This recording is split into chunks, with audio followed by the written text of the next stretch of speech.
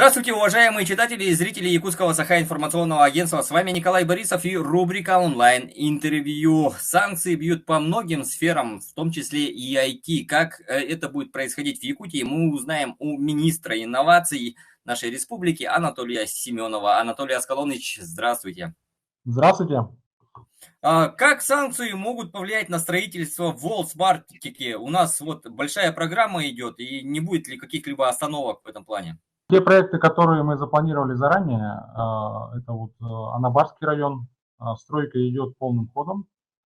Работу выполняет компания Ростелеком, и мы идем без нарушения графиков. Да?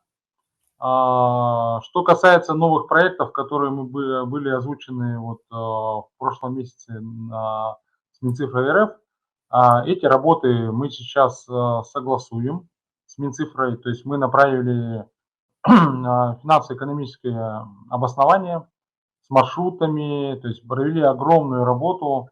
Республика, вы знаете, у нас огромная, то есть это проект по Жиганску, по Батагаю, по Тикси, по Хану, по Среднеколымску, по Черскому, даже депутатский, да, то есть и также у нас большая работа должна провестись не только на Арктике, но это Алекнинский район, это Усмайский район, Кобяйский. То есть есть у нас там еще белые пятна, на которые надо тоже проводить работы. И вот эти все документы председатель правительства Андрей Владимирович Тарасенко, все расчеты буквально вчера отправил в Минцифру. Конечно, наверное, надо будет, ну, то есть с учетом новых цен, эти цифры, наверное, будут пересчитаны. Вот, и мы ждем, вот, скажем так, решения от Минцифры РФ. То есть если Минцифра РФ, они нам говорили, что у них есть источники, если они нам подтвердят эти источники, то, конечно, мы приступим к стройке, то есть мы не видим никаких там проблем. Я считаю, что более того, наоборот, что на фоне того, что происходит, выбранная нами ранее политика строительства именно наземных каналов, она оправдана. Потому что вот рассчитывать только на спутниковые ресурсы, они дорогие, каналы там не очень широкие, мы на это смотрим как на резервные каналы, а основные каналы, основной транспорт должен идти вот волсами. То есть тот проект, который мы начали еще в 2018 году, а я напомню, что мы за 3 года подключили более 300 населенных пунктов сейчас, если быть точным, 370 населенных пунктов, что дает возможность, вы же должны понимать, что это дает возможность мобильным операторам ставить оборудование 4-го поколения, да, то есть 4G, то есть давать мобильный интернет. Ну, допустим, яркий пример – это Оленек, да, то есть там сейчас прекрасно все работает. И, ну, мы надеемся, что вот Минцифра нас поддержит, и мы эти планы все выдержим. Не повлияют ли эти санкции на обслуживание уже существующей инфраструктуры? Вы правильно сказали, что у нас довольно-таки много чего построено. Безусловно, сказать, что не повлияет, это, конечно, неправда. Ну, то есть санкции однозначно влияют. Вот, экономические санкции, которые вводятся, ну, на мой взгляд, это мое мнение, они не оправданы, потому что страдают все стороны.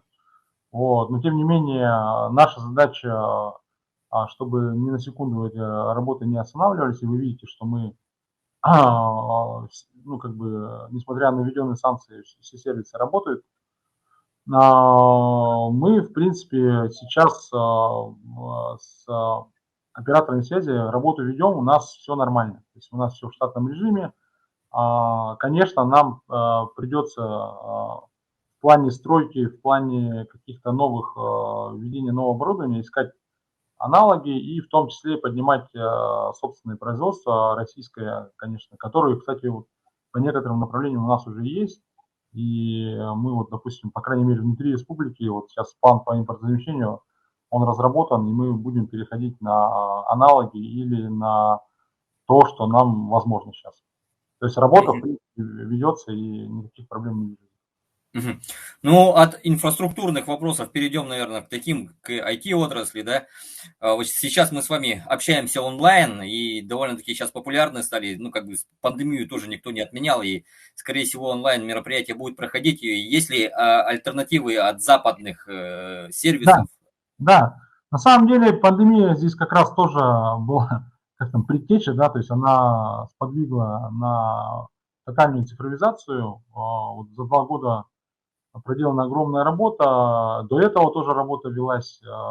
Надо сказать, что у нас около 5 различных вариантов перехода на видеоконференц-связи. То есть такие системы, как TrueConf, Webinar, Videomost, они давно работают, зарекомендовали. Мы тоже сейчас проводим переговоры, выбираем различные позиции и будем спокойно переходить на отечественные.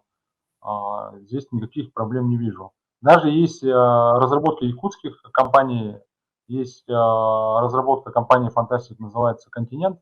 Мы с прошлого года ее тестируем, тестировали у нас здесь, на наших предприятиях. В принципе, Fantastic им сейчас сам пользуется. Система позволяет именно организовать удаленную работу. То есть это корпоративное решение, то есть там есть и аудиосообщение, ВКС, видеоконференц-связь, там передача файлов и прочее, прочее. То есть это решение есть. В принципе, мы сейчас тоже довольно серьезно присматриваемся к этому как решение для корпоративных клиентов. А вот касательно образования, многие матери очень интересуются именно в этой сфере. Ну да, сейчас все пользуются платформой Zoom, да, просто все привыкли. До этого был Skype, да, то есть до этого был еще другой, то есть это такие паттерны привычки. Больше, наверное, сейчас я понимаю жителей, то есть сейчас идет каждый раз перестраиваться. Мы помним, когда Николай вводили смартфоны, как они отказывались от деревяшек, вот переходили, но тем не менее быстро перешли. Сейчас проникновение смартфонов в республике самое высокое на территории Российской Федерации, в Якутии, да, и, конечно, сейчас есть решение Сферум, так называемая, да, это разработка отечественных, там, коллаборации компании Ростелеком, несколько российских разработчиков. И самое главное, ее поддерживает Минцифра и Минобр Российской Федерации. То есть эта система поддерживает не только ВКС, это не только подключение детей из дома учитель и ребенок. То есть есть там blended формат, когда дети сидят в классе, кто-то удаленно обучается. Это и платформа уже образовательная, там есть и учебники с 1 по 11 класс. Сама система ВКС, она не удовлетворяет систему образования, понимаете, да, то есть там нужен симбиоз всего. То есть есть там платформа Учи.ру, где есть там, да, там тесты различные, прочее, прочее. А вот Сферум, он сейчас объединяет практически все. То есть и на самом деле очень я рад, что мы возвращаемся к офлайновым занятиям. На самом деле ничто не заменит живого общения. И дай бог оно так останется. Но вот такие решения, как Сферум, они позволяют как раз вот нашим арктическим районам обучаться детям, кто на дистанте находится. И она как дополнение, да, и в принципе может полностью заменить учебный процесс. Поэтому такие решения есть. Минобр Якутии уже оттестировал его, внедряет уже в нескольких школах, поэтому отечественные разработки здесь есть. Кстати, хочется отметить, что мы с вами общаемся на платформе РЦИТ. Да. Такая красивая иконка столетия Якутской АССР. Да. Да, и вот на этом фоне тоже еще такой вопрос. Вообще вот в каких реалиях будет IT-отрасль Якутии, да, она фактически вот встает на ноги, да, и куда она будет ориентироваться и куда будет развиваться? Очень правильный вопрос. Вы знаете, на самом деле мы же видим, санкции, они вводятся уже 2014 года, да, и это надо понимать. Допустим, были санкции по сельскому хозяйству, мы видели, как те сектора сельского хозяйства быстро очень поднимались. Мы сейчас экспортируем пшеницу. Если бы такое рассказали там, мне там, лет 15 назад, я бы, наверное, даже не поверил в это. То есть, что называется, вынуждена страна начинает включаться в эти процессы. И вот это санкционные меры, которые сейчас происходят, они открывают совершенно уникальный, никогда не поверишь, широкий спектр возможностей для российских разработчиков. То есть, ну, очень много, то есть даже на те ниши, которые, ну, как бы рука не поднялась в свое время, да, сейчас просто непаханное поле, и самое главное, и регулятор на это сейчас очень грамотно смотрит, и Минцифра, и РФ. То есть все поняли, что да, сейчас самое время. И вообще план по импортозамещению до 2024 года просто, ну, процесс ускорился. 2024 год наступил в 2022. И действительно сейчас, ну, начиная там от ERP-систем, допустим, SAP, САПом пользуются все добывающие компании, да, горнорудные.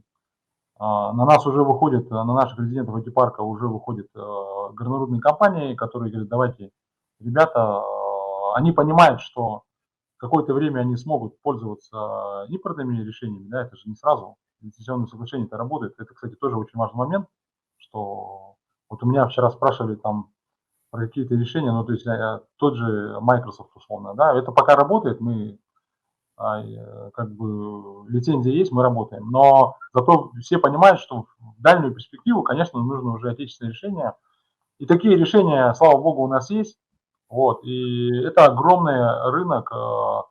Вы поймите, тот B2B сектор, который был закрыт для наших разработчиков, мы же работали на B2C, на экспорт, в том числе из-за того, что внутренний рынок у нас был закрыт.